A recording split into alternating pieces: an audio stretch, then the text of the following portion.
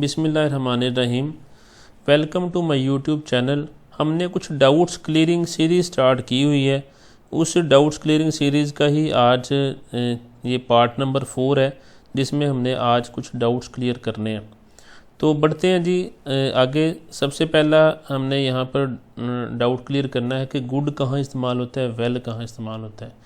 देखें, गुड एक एडजेक्टिव है। एडजेक्टिव का मतलब है कि ये नाउन या प्रोनाउन को क्वालिफाई करता है, जबकि वेल एक एडवर्ब है। ये वर्ब एडजेक्टिव या अपने ही मीनिंग में इजाफा करता है। तो गुड की एग्जांपल देखते हैं। He is a good boy. अब वो बॉय के मीनिंग में इजाफा कर रहा है। कैसा बॉय है? गुड बॉय है। तो यहाँ पर गुड इस्तेमाल हुआ, ठीक है जी। इसी तरह योर सन इज़ गुड, आपका जो बेटा है वो ठीक है। अब ये बेटे को मॉडिफाई कर रहा है। सन जो है वो यहाँ पर नाउन है, तो यहाँ पर ये इस नाउन को मॉडिफाई कर रहा है, ठीक है जी। बात समझ आ गई। आगे है वेल। वेल जैसे मैंने कहा कि एडवर्ब है, वर्ब को मॉडिफाई करेगा। तो शी कुक्स वेल। अब कुक यहाँ पर वर्ब है, वर्ब को मॉडिफाई कर रहा है। भी किस तरह का वर्ब है तो, या किस तरह की कुकिंग है। तो शी कुक्स, कुक्स के साथ हम लोग फिर क्या लगाएंगे? वेल लगाएंगे, गुड नहीं लगाएंगे। शी कुक्स गुड नहीं कहेंगे। They did well. डू की दूसरी फॉर्म है डिड, तो यहाँ पर भी वर्ब को ये मॉडिफाई कर रहा है, इस वजह से यहाँ पर वेल इस्तेमाल करेंगे। तो गुड किसी नाउन को क्वालिफाई करेगा, जबकि वेल किसी वर्ब को मॉडिफाई करेगा। तो मेरे ख्याल से अब आपको समझ आ गई होगी। बढ़ते हैं जी अपने अगले डाउट की तरफ, जो कि वेरी इंपॉर्टेंट डाउट है। एवरी डे इकट्ठा लिखा जाए या एवरी और डे अलग-अलग लिखा जाए, ये इन दोनों में क्या फ़र्क है? देखें, अगर एवरी डे इकट्ठा लिखें तो ये भी गुड की तरह एक एडजेक्टिव के तौर पर इस्तेमाल होता है, और इसके मानी होते हैं नॉर्मल या रेगुलर। अब यहाँ पर एग्जांपल्स मैंने इनकी ज़्यादा लिखी हुई हैं, चूँकि इसमें काफ़ी लोगों को डाउट था। पहली एग्जांपल है, these are my everyday shoes. इकट्ठा एवरीडे लिखा हुआ है। एवरीडे की जगह अगर मैं रखूँ रेगुलर, तो these are my regular shoes, यानी कि वो ये मेरे रोज़ाना के इस्तेमाल करने वाले जूते हैं। To go school is my everyday routine, मेरी रोज़ाना की रूटीन है। तो यहाँ पर to go school is my everyday routine हो जाएगा।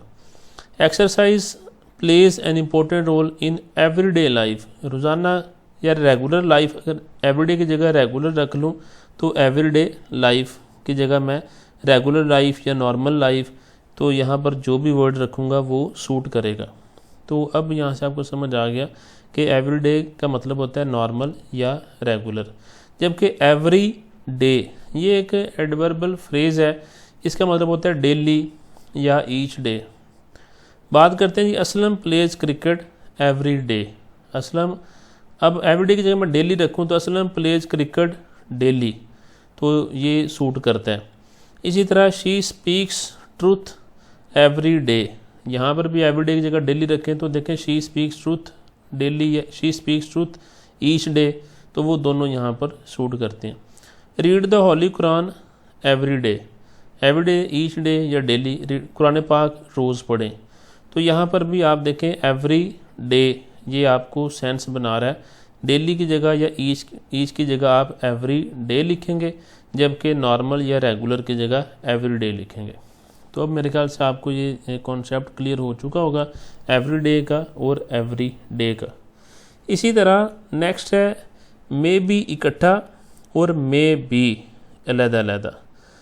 मे बी एक एडवर्ब है जो वर्ब को मॉडिफाई करेगा। इसका मतलब होता है शायद, परहैप्स, जबकि मे बी एक मॉडल वर्ब के तौर पर आता है, जिसका मतलब भी हो सकता है। अब इसकी ये जो maybe as an adverb आ रहा है, MAYBE इकट्ठा, मे बी, तो इसमें हेल्पिंग वर्ब इस्तेमाल हो सकते हैं। जैसे देखें, may be he is sad. Is यहाँ पर हेल्पिंग वर्ब है, तो मैंने कहा यहाँ पर हेल्पिंग वर्ब इस्तेमाल हो सकते हैं, ठीक है जी। तो यहाँ पर इज़ जो है वो हेल्पिंग वर्ब है। इसी तरह मे बी ही सैड, शायद वो अफसुर्दा है। He may be your well wisher. अब यहाँ पर देखें कि हेल्पिंग वर्ब नहीं आया, इस वजह से मैंने ये दोनों एग्जांपल लिखी हैं कि आ भी सकते हैं, कैन बी यूज्ड, इसलिए मैंने ये लिखा कि हमेशा आने ही आने हैं। He may be your well wisher, वो आपका खैर खा शायद हो, ठीक है, शायद आपका खैर का हो। May be he will join us, तो देखिए यहाँ पर भी विल आ गया, यहाँ पर भी हेल्पिंग वर्ब आ गया, तो शायद वो हमारे साथ आ मिले। तो ये आपको क्लियर हो चुका होगा कि शायद के लिए मे बी इस्तेमाल करना है, जबकि मे बी ये एक मॉडल वर्ब के तौर पर आएगा, इसका मतलब है भी हो सकता है, इसमें हेल्पिंग वर्ब कतन कोई नहीं आएगा। तो ही मे बी सैड, अब देखें यहाँ लिखा था ही सैड मे बी, या मे बी ही सैड, ये दोनों तरह से वैसे ठीक है। ही मे बी सैड, हो सकता है वो अफसुर्दा हो, तो यहाँ पर कोई हेल्पिंग वर्ब नहीं आया। ही मे बी कम, हो सकता है वो आ रहा हो, तो यहाँ पर कोई हेल्पिंग वर्ब आपको नज़र नहीं आएगा, जबकि जो दूसरा मे बी इकट्ठा है इसमें हेल्पिंग वर्ब आपको देखने को मिलेगा। तो ये मे बी शायद के लिए इस्तेमाल होता है, जबकि ये मे बी हो सकता है कि सेंस में इस्तेमाल होता है। आगे बढ़ते हैं जी। ऑलरेडी इकट्ठा लिखा हो और ऑलरेडी अलग-अलग लिखा हो, इन दोनों में क्या फ़र्क है? देखें, अगर तो ऑलरेडी इकट्ठा लिखा हुआ है तो ये एज एन एडवर्ब आता है, इसका मतलब होता है पहले ही। तो अगर ऑलरेडी लिखा हो तो ये रेडी की जगह पर इस्तेमाल होता है, यानी कि मुकम्मल तैयार के लिए ऑलरेडी इस्तेमाल करेंगे। ऑलरेडी अगर इकट्ठा है तो इसकी एग्जांपल देखते हैं। I have already taken a dose of medicine, मैंने पहले ही दवाई की एक खुराक ले ली है, तो यहाँ पर ऑलरेडी पहले ही के लिए इस्तेमाल हुआ है, ठीक है जी, मैंने पहले ही दवाई की एक खुराक ले ली है। यहाँ पर है ऑलरेडी मुकम्मल तैयार, तो इसकी जगह आप रेडी रखें तो वो बिल्कुल एडजस्ट होगा। यहाँ पर everyone should be already by 7 o'clock, हर एक को 7 बजे तक तैयार होना चाहिए। तो यहाँ पर अगर मैं कहूँ everyone should be ready bye 7 o'clock, हर कोई 7 बजे तक तैयार होना चाहिए, तो देखें फिर भी तो ये सेंस बनती है।